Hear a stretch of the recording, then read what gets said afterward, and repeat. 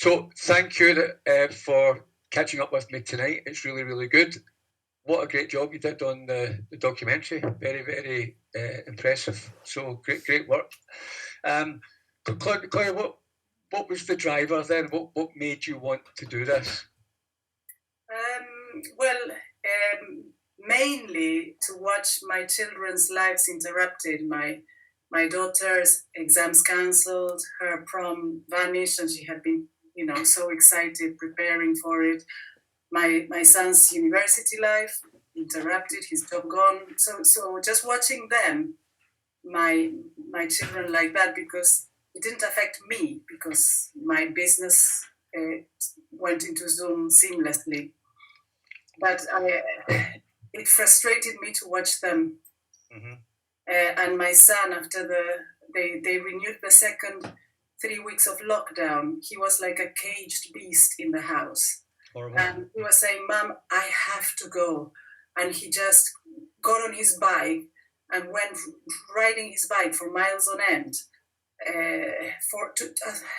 to release his frustration for this impotence of nonsense. Yeah. And whose idea was it then? Was it yourself or Sean, or did you just have a drink and a catch up and talk about it, or what? How did you come to the conclusion that you were going to make a award-winning documentary about it all? I'll let Sean answer that. Yeah, I can't quite remember how but we'd already planned. You sound like Nicola Sturgeon. She can't remember a lot these days.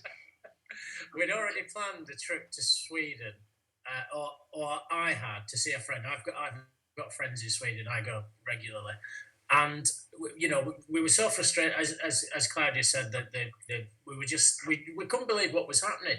We just couldn't believe it. And then when we read that Sweden, and through my friends, that they were doing it differently, we just thought, right, well, I was going anywhere. Let's just go and make a film. Claudia was a BAFTA-nominated filmmaker in a previous life, and I was an out-of-work photojournalist at the time. Lockdown killed my business completely, more or less. So we just thought, right, let's stop hoarding toilet rolls and let's go make a film. Yeah. A big driver actually was my Guardian reading friends, with whom a lot of who were contesting me when I was publishing on social media the good news that Sweden was getting away with no lockdowns, no masks, no school closures. And they kept telling me that I was using the wrong sources and that I was being right-wing and I was being some Trump supporter or something. And I said, no. And so we went to the source. It's funny though, isn't it? You say that Sweden's doing well, which they were, and suddenly you're a right-wing Trump supporter. Yeah. It's quite a leap, though, isn't it? Yeah, but you know what? When you see all this that is about the green reset that's coming out, you kind of begin to understand why they call you right-wing if you don't support it. Mm-hmm. And I think I was chatting to you before this study that you begin to think, well, on which side am I? Can anything that has a good outcome, like the green reset, anything that uses manipulation, coercion, control, and lying, can it really be good? Yeah, 100%. That's this frustration that everybody's feeling, and what you've done is what a lot of people are doing, and a lot of people are going to do over the days and weeks and months ahead. Is you've taken the skills that you two guys have got, like you make documentaries, you're a counsellor, you happen to be a dancer at the same time as well, Claudia, so you've managed to mix all three of them together perfectly, and you've went and spoke out on quite a large scale about it by saying, well, I'm not just going to post about Sweden, I'm going to go and do a documentary about Sweden, and it's worked really well. How did you manage to get a hold of Tegnell then? And can you explain for the people who are listening a bit about Tegnell and what his position is, and compare it maybe to the UK equivalent? Okay, well, Tegnell is the Chris Whitty of the UK, and we had these tickets to Sweden before the pandemic hit, and we said, well, we try and get an interview with Tegnell. Mm-hmm. And so as I say, my background is in documentary, so I called some old contacts and asked, how do I get hold of Technel? And my friend said, just write to him a letter in pen and paper in a nice envelope. He'll open it. Okay. So I sent him. I think most people would, though, wouldn't they? Most people would open a nicely written letter in a nice envelope. They would, yeah. I used one of these shiny yellow envelopes from one of my daughter's, leftover cards, and I wrote, in handwriting, very earnestly, saying, we're desperate. We're here in the UK. We want to know what you're doing. Please, can we meet you? And he got back. Yeah. Amazing. And was it because he got back at that point? You had an idea for a documentary. Did you need him to be in it, or were you going to do it anyway? No, we didn't know whether we would do a documentary, did we, Sean? You tell. It was very, very last minute. We decided literally, just as we were leaving, Technil got back, and we threw. Claudia dug her old camera out. I just grabbed a couple of iPhones, and that was it. That's all we had. And even when we went, we didn't know whether we were going to. We knew we were going to do some filming, and we knew we had Technil in an interview lined up. So we went to the press conference. I've been to thousands of press conferences. I know how they work, and it was great because Claudia asked some questions live on Swedish TV. And then we interviewed him afterwards, and we were the last to interview him, which it was a long wait, but we knew that we'd get the most time, and I think he did it on purpose. And we had 20-minute exclusive interview with him. Yeah. And I think when we left that day, we knew we had enough because we had spent days and days working out what questions we were going to ask him. So we knew we had a documentary. And then we just had to combine. It was a bit of a holiday with filming and interviews, and that's what we combined the next 8 or 9 days, doing both really, being tourists and making a film. Yeah. And on the tourism side, obviously you're touring as ex-lockdown Britain escapees. You've managed to flee from lockdown Britain. What was your sort of overall favourite thing about Sweden and the life there that you experienced while you were there? Going to Sweden for me was like stepping into the future. And then coming back to Britain, it really felt like traveling in time. Back in time, yeah. It seems like they have got it sussed. They have, and as the teacher says, they are a high tax paying economy, and it's socialist and democratic. But you don't see poverty, you don't see extreme poverty, and people make a lot of sense, as you see the questions. They just speak from common sense, a lot of earnestness. I loved it. Is that your first time there? Yes, my first time there. My grandmother was Swedish. Yeah, but I've never been to Sweden, but your documentary certainly made me want to go. It looked really good. They're a good-looking race. They look very good. Yes. Maybe that's what makes me want to go. But yeah, it was just great to see them all in the street and talking. They talk very well, don't they? They seem to be quite intelligent.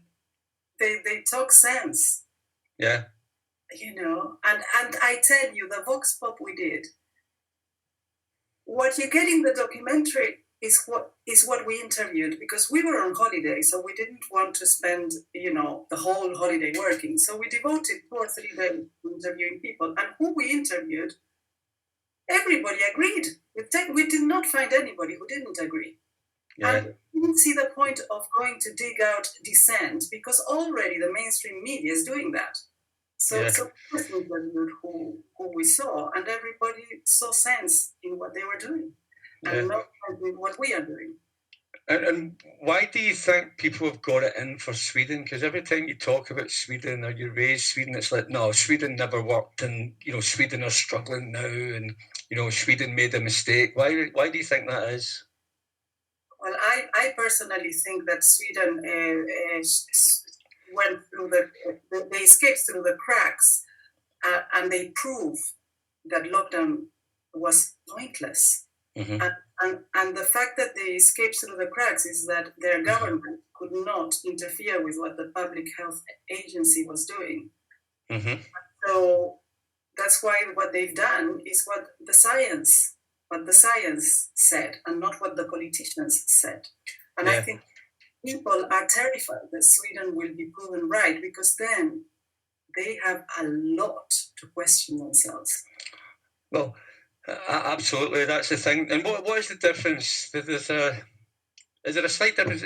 Is Tango working directly for the government or not? How does that work? It's slightly different from Witty, isn't it? They've got their own agency. They're not actually part of the government or something. Is that what gave them a kind of loophole to operate freely or more freely?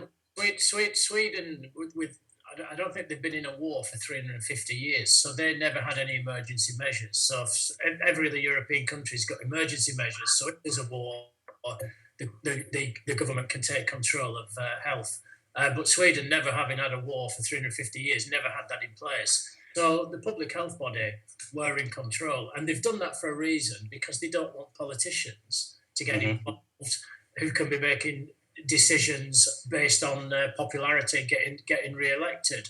Unfortunately, as we, in the new year, they actually voted in Parliament to introduce measures, and that's what's happened since January.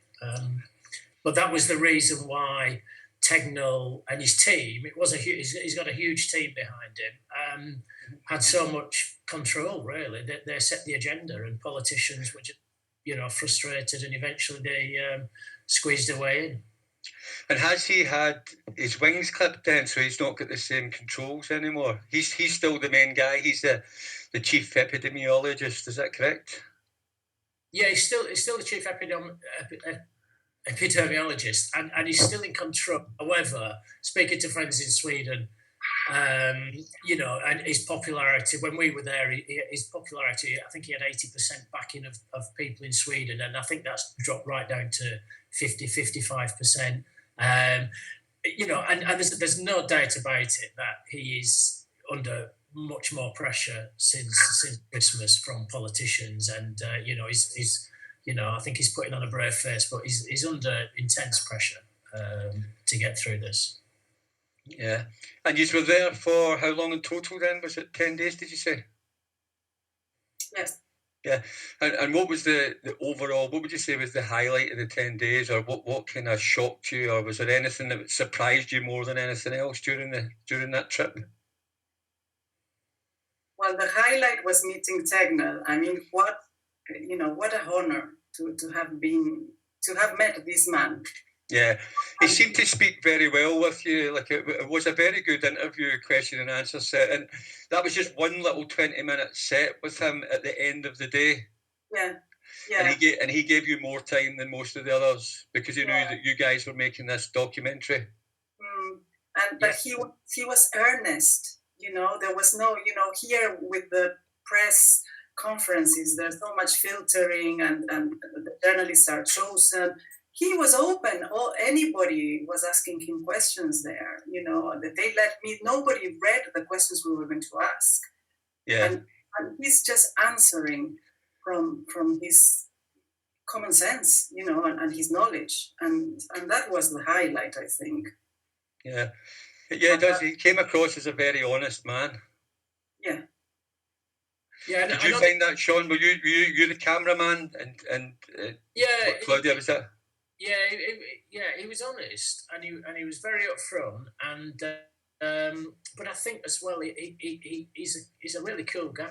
I mean, you can't help but listen to him, and I mean he's a bit cooler than Chris Whitty, isn't he? He's just a little bit cooler. We made the point in the film that Chris Whitty was saying exactly the same as Tegnell, but nobody was listening to Chris Whitty as his strange body language and his mumbling and his head down. Basically no one listens to him. And Tegnell, you can't take your, you listen to everything he says. Yeah. He commands the room. Yeah, exactly. And sometimes in leaders you need that, you know. That's kind of a big part of the challenge that we've got, is you don't have that credibility factor in the people we're listening to on TV. I think gut feeling, you know, when you meet someone or see someone for the first time, that's why you just have a gut feeling about people. And when I see Boris Johnson, Chris Whitty, etc., the gut feeling is there's just a gut feeling that you can't trust these people. 100%. And I think deep down we're kind of human lie detectors, aren't we? We know instinctively whether we've been told the truth or not. And I think we're now into 12 months of not been told the truth at all here, and it's wearing on us. And it's kind of back to, I suppose, Claudia, what you've done there. You've taken the skills that you've got and you've spoken out about it. You know, you've done something about it. Everybody's trying to do something. I'm trying to do something with these interviews and groups and that type of thing. And other people, you know, there's people forming other groups, or, you know, they're writing to their MPs. You know, you've got marketing guys who are using their skills on the internet, social media people. You know, everybody's trying to research what's going on and try and take their own skills and do something with it. And that's kind of what you guys, yours is a very good example of that. You've had to do something that was boiling over. Do you feel rewarded after doing it? Like, now that you've done it, do you feel rewarded? Because we're not any better off. I mean, nothing, and you've done quite a big thing, but it's not going to. Did you think at some point it was going to change the world or change views?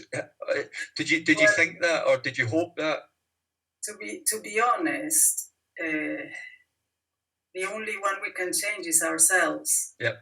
And I think that the change will happen when each of ourselves stop obeying this silly order, and that has to come from each of us. Of course, everything everybody's doing is helping, but unfortunately, probably most people who are coming to this interview are the converted. We already have decided. Yeah. And the people who have decided to follow and believe this scaremongering narrative won't go anywhere near our documentary or this interview. They just, it's like untouchable material. Yeah. I have friends from years, they will not watch it. They will not talk about it. They won't watch even your documentary? No. That's funny. I think it is quite shareable, though. In the room, they will not talk about it with me. Well, Steve, we made it on purpose to kind of. I know at the end, Claudia, like, pins I'm an anti-lockdown. I don't believe lockdowns work, but we tried to do it that it would appeal to a wide-ranging audience. And that makes total sense. I mean, that came across. I think your strategy there definitely came across. And we have had lots of people who wouldn't normally, who've come back and said it's made them think. So people who are very much going with the narrative have come back and said, yeah, it's us. You're really obvious questions to us, but questions that they've never even thought of asking. You know, so it kind of has worked, but on quite a small scale. I think we've had, with the trailers, we've had about 100,000 views in total. So it's a really small kind of, you know, everything helps. But yeah, I mean, we didn't really go to change the world, but we just thought we'd do our bit. Yeah. But it's still getting views out there, and it's back to this marketing strategy. You know, how do you get it out there that people can use? I mean, I've used it. I've posted it to. We go into different newspaper groups and argue with people sometimes. It's not arguing. It's kind of, well, it is arguing. We're going to argue with them because they don't believe what we believe, and we butt heads and things like that. And I've used it. When I was talking to a guy who was semi-sensible, I would say. It's probably the best compliment I could give the guy, and he was semi-sensible. And of all the things I've researched, that I chose to send him your documentary, because I just had a feeling that it might have been right for this particular guy, and it was a way to open his mind. And it's not that long. I think is it 45 minutes in total? Yeah. Did you do that on purpose? Because to keep it to a sort of bite-sized chunk of time? It kind of came naturally to that length, and then there was the limit of length for the festival that we submitted it to. And so for a short documentary, 45 minutes was the top. So we just stuck it to that length. Yeah. That's a big question from the group there. It's kind of a question and a statement at the same time. But imagine your own friends not wanting to watch it, not even curious.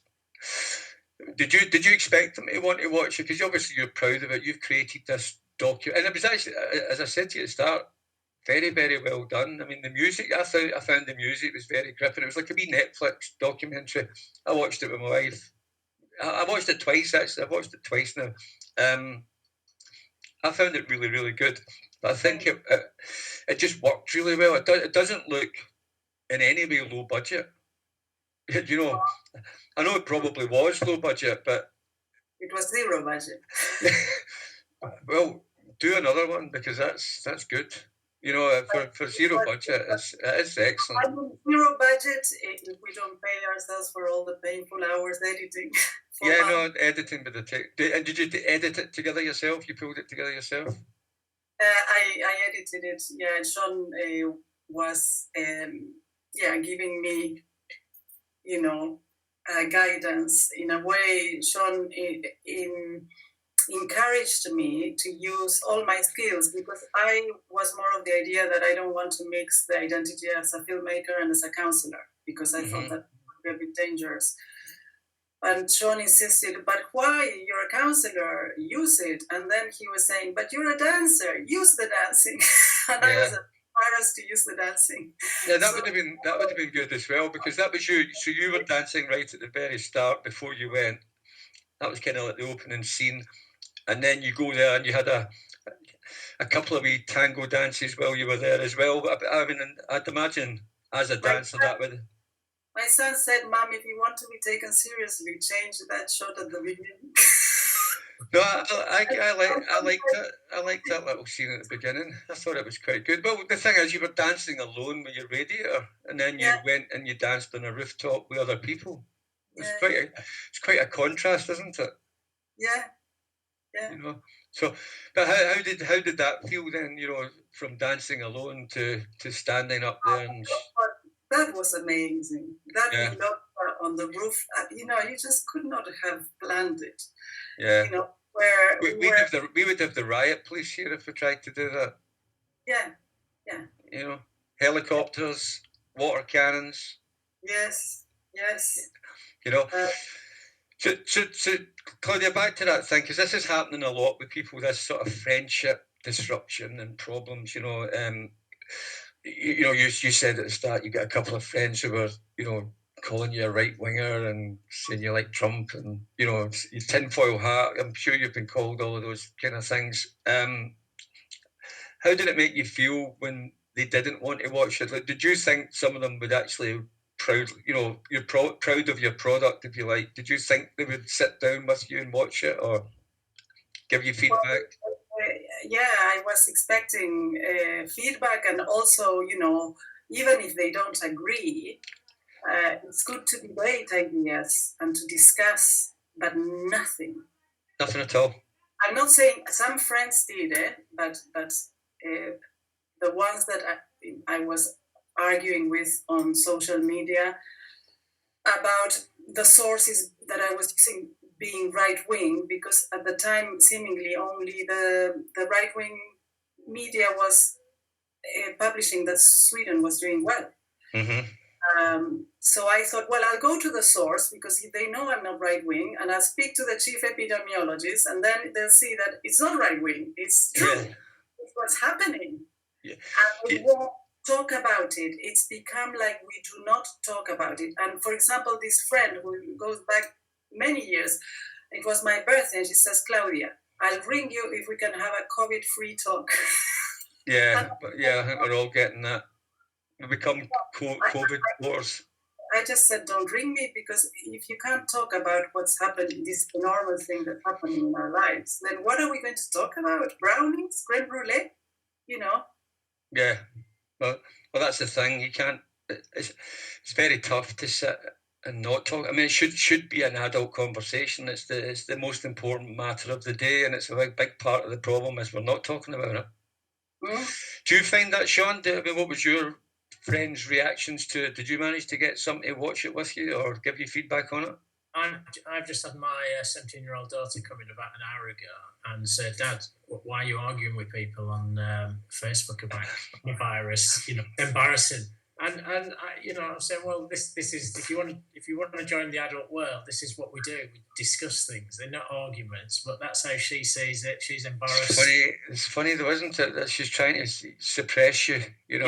Yeah, my own daughter, trying to suppress me, and family, lots of family and friends. I mean, my family and friends have watched it, and most have come back and said, yeah, it's kind of posed some good questions, and they enjoyed it.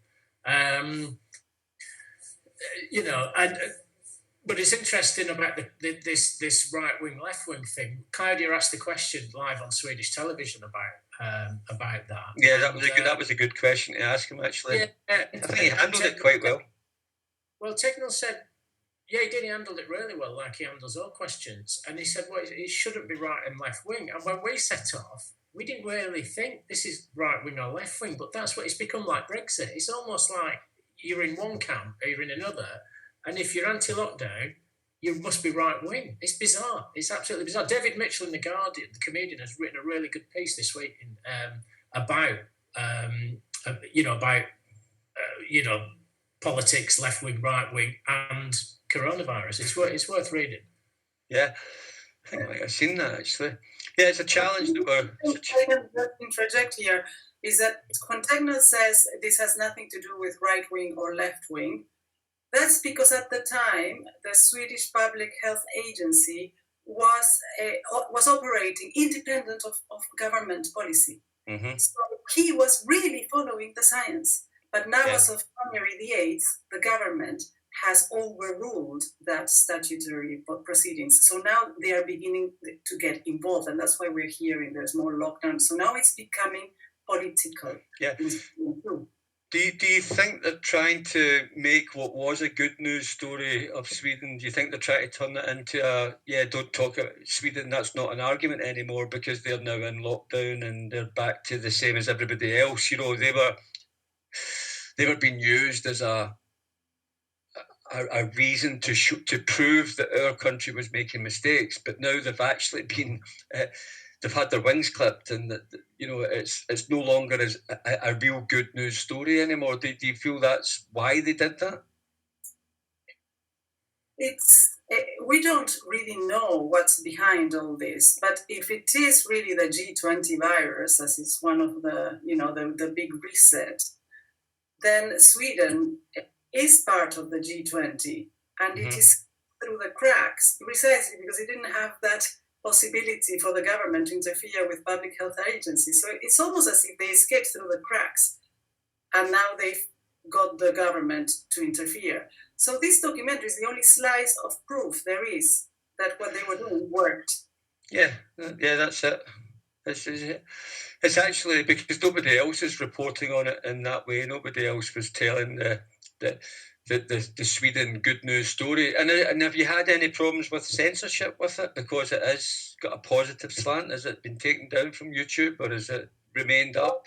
Interesting thing is that Sean put it on a Technal fan club, which has 90,000 Swedish people. And they were all fascinated with the film, and we had thousands of them with one of the first installments we had. And then by the time the law changed, they did not publish the full documentary, and they banned us from the page. Yeah. From the Technal fan club. And he's not connected with it. He's not personally connected with it. Have you been back in contact with him since the? We tried, but we've got no response. And whereas he was quite responsive to you straight away. Yeah. So do you think his government would have been happy with him conducting an interview as openly and honestly as that? We don't know. I don't know, Sean. You answer. What do you think? Yeah, I mean, yeah, definitely not. They would Yeah. definitely not have liked this man giving interviews left, right, and centre. Hmm. I mean, when we were there, there was a press team, and even in the film, you can see when Claudia's interviewing him at the end, you can see him looking over once or twice, and there's somebody stood to his right saying, "Right, time up, got to go, got to go." So he doesn't. They do have a press team there, but we were given lots of freedom to wander around, film what we wanted, ask him what we wanted. There was no prepping us. There was no you can't ask that, you can't ask that, which you often get with politicians. And so yeah, the Swedish government would not have liked it, and politically, it's exactly the same in Sweden. The parties are all trying to score, just like here with Labour and Conservative, and here it's drive. Labour here is very much let's have a bigger lockdown because they think that's what will get them more votes, and it's exactly the same. It's exactly the same in Sweden. Imagine after a year of lockdown, more lockdown gets you more votes. I mean, that's the world we live in. And for me, the biggest downfall is the people. Yeah. Because how can people be such mindlessly obeying this nonsense? Yeah, it's absolute nonsense. I mean, That's a word I've been using a lot lately.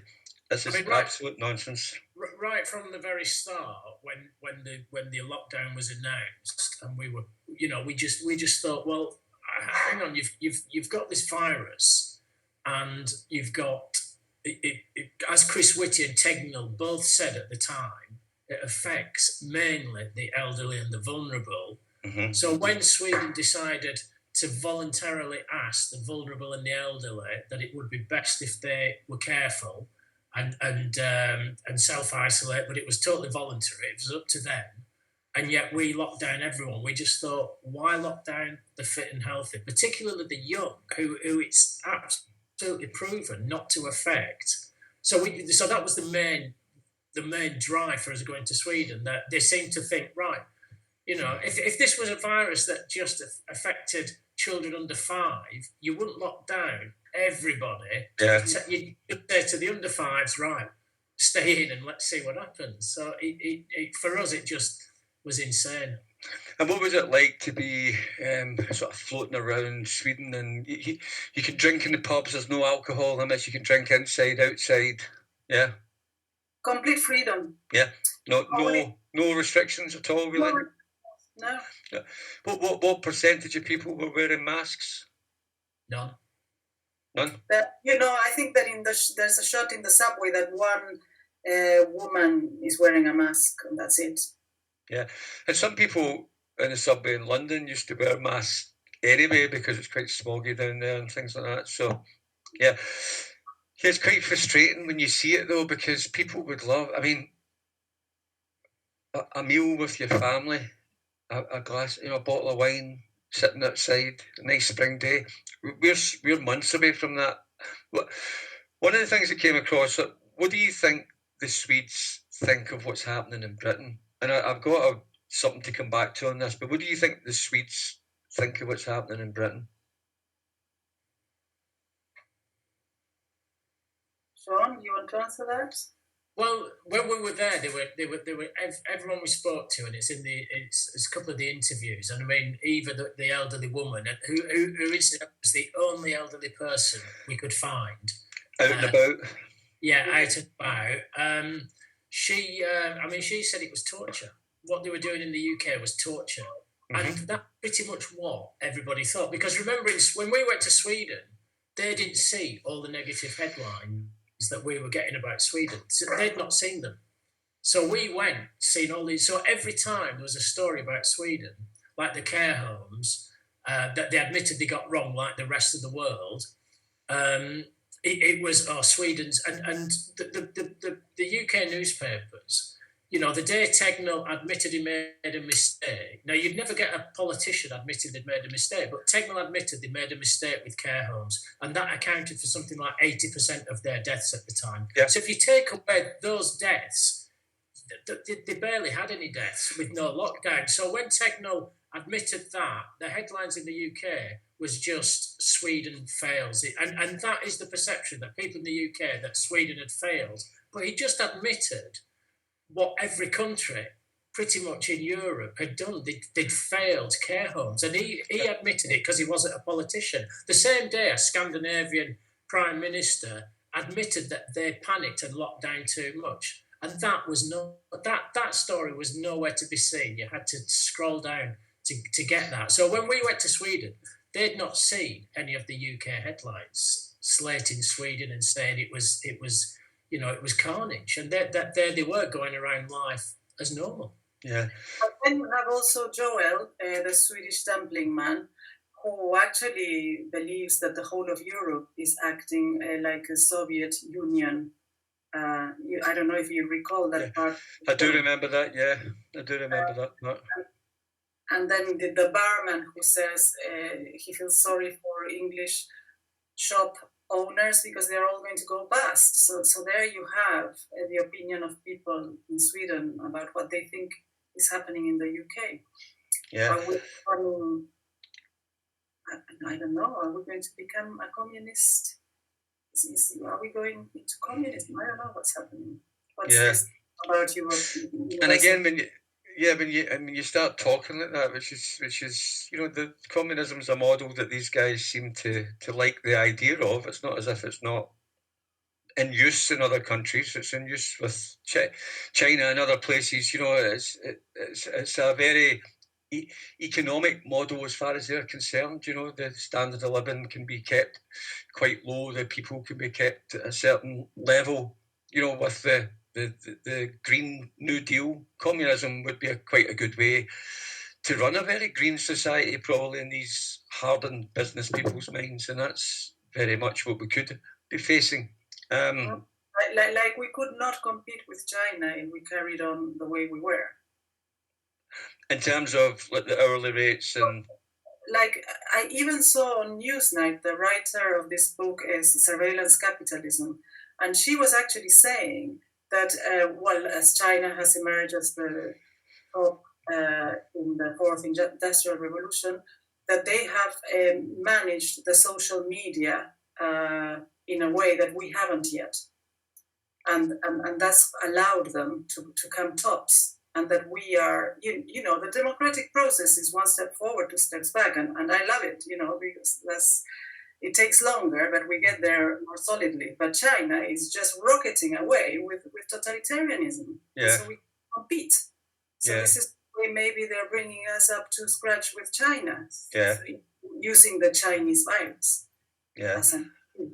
No, that would make sense. And just back to the mistake that Tango made. So what was his mistake with care homes then? Same as us. He put the same as that. Same mistake. And on top of it all, care homes in Sweden are private, so it was not even responsibility.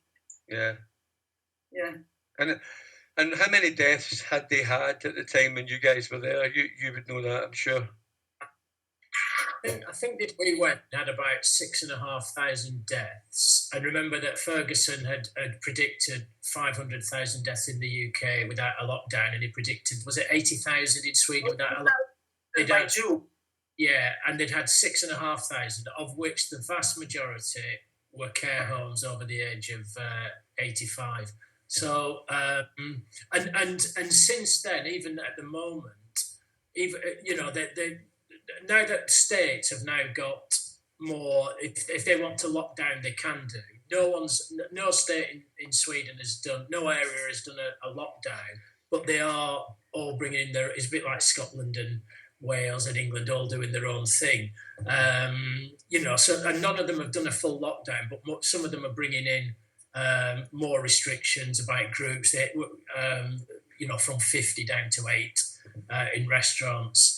And dining alone, things like that. So they are introducing it. But I noticed that even without a lockdown, at the weekend, there were several thousand turned up for a protest in the old town in Stockholm, Gamla stan. So even they're protesting more than we're protesting, and they're not even in a lockdown. Yeah. Well, this is the next thing. That's the big topic of conversation just now. This sort of tier 4 thing, breaking it up, and the police coming in and breaking up protests, peaceful protests being broken up in that way. It's happening up and down the UK. I was watching some videos on it over the weekend as well, so it's certainly not good. With regards to the older people, so voluntary for the older ones, what age? What was their cut off then? 65 or 70? What was the age for the older people to voluntary shield?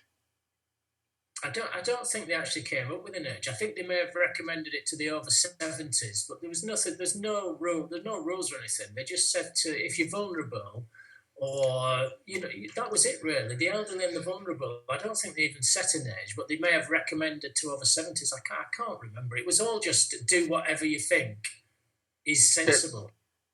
Yeah, and that example, Claudia, that you gave, the relationships, like the parent, adult, and child, that was really good. And you think you just drew that out and mapped it out, and we are definitely being treated in not in a level playing field by our government, and that's one of the things that has to really change very fast. And in counseling, the work that we do is to try and turn that dysfunctional. I'm trying to find where the camera is. That diagonal relationship of parent-child, we try to turn it into a parallel one of adult to adult, and that's the work of counseling, with relationship counseling, and usually the power is in oneself, and this is where there's no point in blaming Boris and Witty. Mm-hmm. We are buying into it by obeying. Mm-hmm. So we have to find where we are letting this happen and make the change there, because while we blame, change will not happen. Yeah. Blame and denial are the two places of stagnation. The only one we can change is ourselves. So while we blame Boris or the world or this, there will be this will carry on. We'll feeding it. Yeah. And if we do nothing and we say nothing, I mean that is the problem. Like an angry parent not wanting to listen to a child. Doesn't matter what the child says. The parent saying, "No, you don't have a say in this." It's almost like it's beneath you. We are technically been told we don't have a say in this. We don't have a voice. We don't have an opinion that's worth hearing. They don't want to enter into a debate. You can't speak out. You've been censored online. You can't go and protest. They don't want to talk to us on it. They don't want to have an adult conversation about it. And that's going to create some challenges in the weeks and months ahead. For sure, as you get into spring. I mentioned that question earlier about what did the Swedes think of the UK. I spoke to my son today, who's in Australia. He's 21, and he was in a pub gambling, as he does, and he'd won. Actually, he'd betted on a dog, and the trainer of the dog was called Steve Pollard. So, and it won. So that's what he was phoning me for. And it was really funny, actually, when he phoned me, I'd just been thinking about him that second, and this has got nothing to do with anything, but see, lately, it's almost like, I don't know what it is, every time I think about somebody, they phone me, for some reason. It's like, there seems to be some kind of big connection thing happening. I don't know what it is, but he's saying you guys are in lockdown till June, is that right? That's what they're getting over there. Now, if you think about it, if Australia thinks Britain is in lockdown till June, then they think we've been in lockdown pretty much for a year and a half. Or a full year of lockdown is what they're thinking, with a couple of breaks in between. Now, I remember when we were looking at Melbourne, and we were saying about the Melbourne, the Victorians, we were saying, why are they not coming out? I mean, they were on a very, very strict lockdown. But the way the world's looking at the UK just now, they'll be saying, why is the UK not doing anything about this? Do you know what I mean by that? Yeah, like you've got a reputation in the world, and we're not stopping this, which means it just keeps going. And that's the biggest problem just now. It's not going to get any better. I think the majority of people in this country have been paid off. Work from it's for me. It's no surprise that the pro-lockdowners tend to be on full pay working from home. Yep. Majority of people have been bought off and they're doing okay, and it's the minority who have struggled, who are saying, "Hang on, why can't we work? I'm being, sort of." And for me, I think that's the reason. And when furlough ends, maybe that's when people will kick off. And the government know this. They know that if they keep buying people off and paying them, from now until September, for me, that's really worrying. Yeah, because we're moving back into sort of autumn, winter again. Yeah, it's definitely a challenge. And what about with regards to then? You've obviously got this documentary done. It's been brilliant. You must be thinking of doing something next then, because I don't imagine you guys are the type of people who are going to stop here. Has it given you any new ideas, or are you just going to take it easy for a while and see what comes along, or have you anything else in the pipeline? Over to you, Claudia. Claudia is the filmmaker. I'm a photojournalist, so I helped with the filming and I helped kind of with ideas. But Claudia spent 4 months editing that film, and that's a big chunk of time to edit a 45-minute film. So, for me, it's easy for me to come up with ideas, but it's down to Claudia, who will be doing the majority of the work. Yeah, I think that anger fueled this film, anger and sheer frustration. And maybe when the next batch of anger or frustration comes along, at the moment we are focusing on getting this film seen, to see if it ignites debate, if it even brings the woke to even begin to question themselves a little bit, then the film will have done its job. It is tempting, we've already been invited to Sweden to Sean's friend's house, who is the one who came up with the idea of the Lagom, because we were asking them what's the secret? What's the secret? And so Pete, Sean's friend, said it's the Lagom Way. It's the Swedish Lagom Way. And just explain what that Sweden, the Lagom Way is again, just because I should have covered that at the start, but just explain that again, because there's an interesting part of the title. Just explain the Lagom Way is the happy medium. Is not no extreme, not left wing, not right wing, center, not lockdown, not virus denying, just approach it like another virus, no extremes, the happy medium, not bad, good, just good enough. And so we are invited to their house again in summer, and I was kind of thinking, well, maybe it might be interesting to see what happened in Sweden the second half of this nightmare, but I don't know, we'll see. Yeah. They approached us from World Freedom Alliance to do a series, but at the moment, I personally feel a bit burnt out.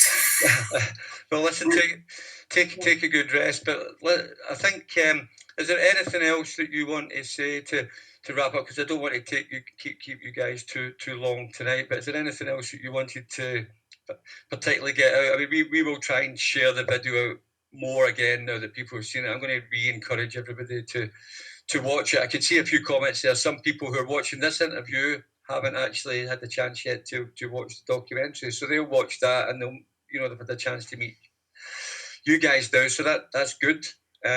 So hopefully more. And then, as I said, it's very, very shareable. So I've used it, and I'll definitely be using it again. Yes, as you say, what each to do what they can do to help, and I think that it would be a big help to spread the film and to like dandelion seeds to to spread the news this spring, so that to spread common sense, so that's what each person can do, is share it with their own networks, and each ripple will create a bigger critical mass, because it's amazing how many people have not questioned at all.